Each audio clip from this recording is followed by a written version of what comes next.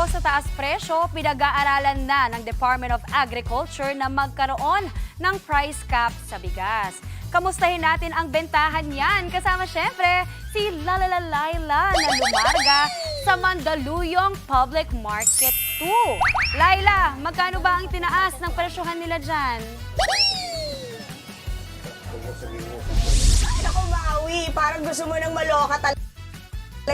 Saan ikaw ba ay nakabili na ng bigas recently? Kasi eto na nga ang nakakalokang parte niyan. Tumaas by 2 to 5 pesos ang imported rice. Pagdating naman sa ating local rice, ito ay tumaas ng nasa 3 hanggang 8 piso. Kaya ang DA o Department of Agriculture inirekomenda na at pinag-aaralan na maglagay ulit. Naalala niyo last year naglagay tayo ng price cap. So eto na nga ho.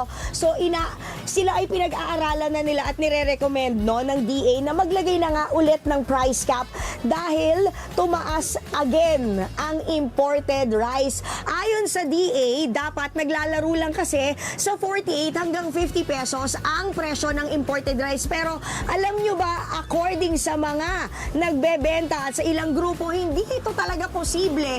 Kasi nga, marami talagang tindahan at mga negosyante ang malulugi. So eto ha, mag-rundown na tayo ng bigas para po meron kayong guide kung kayo man ay mamamalengke ngayong araw dahil holiday today or bukas o sa linggo. Okay? Dito muna tayo sa presyo ng imported na bigas. Ang ating bachelor mula sa dating 55 pesos kada kilo, up by 5 pesos yan, 60 pesos per kilo. Ang jasmine, ganun din po ha, 60 pesos na yan ngayon mula sa dating 55 pesos kada kilo. Ang pure jasmine naman na tinatawag, 2 piso ang itinaas niyan mula sa 58 pesos, 60 pesos na po yan ngayon. At yung Japanese rice naman, eto ang ganda-ganda ng Japanese rice, oh. Kita nyo ba? Napakang ganda. Tas ang cute-cute na mga butil, yan ay nasa 62 pesos na ngayon. Tumaas ng 2 pesos yan. 60 pesos yan dati. Dito naman tayo sa local na bigas natin. Pagdating sa Dinorado, tumaas yan ng 3 piso. 56 pesos yan kada kilo ngayon mula sa dating 53 pesos per kilo. Ang well-milled rice natin, Maui, 53 pesos. Ako yan, ito medyo malaki yung tinalon. Kasi hindi lang talaga talon. Talon!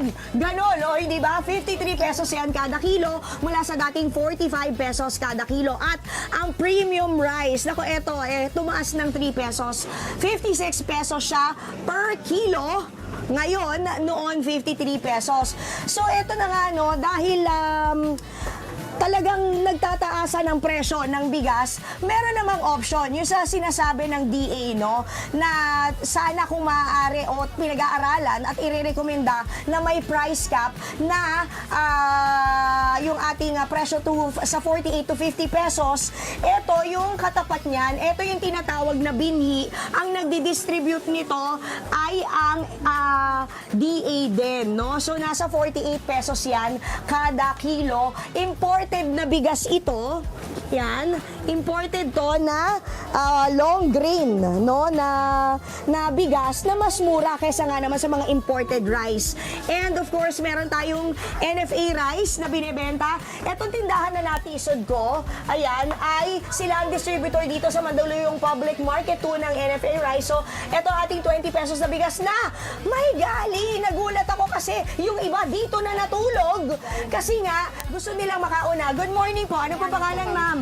Ng may-ari ng tindahan. Bridget Mesa po. Okay, ma'am Bridget, kamusta kayo? Parang ang dami. Nagbigay na kayo ng number sa mga nakapila. Nakapila. Bakit? Kasi kagabi pa sila nakapila. Kailangan bigyan natin sila ng number para hindi sila magkagulo. So, first come, first serve. Okay. Yan po bang sako nyo, ilan ang inaalat sa inyo ng DA? Depende po sa order namin hanggang 100 pwede po. Okay. 100 Pero sacks. gaano bilis nyong nauubos yan sa dami ng pila? Mga 2 to 3 days. 2 to 3 days. Yes.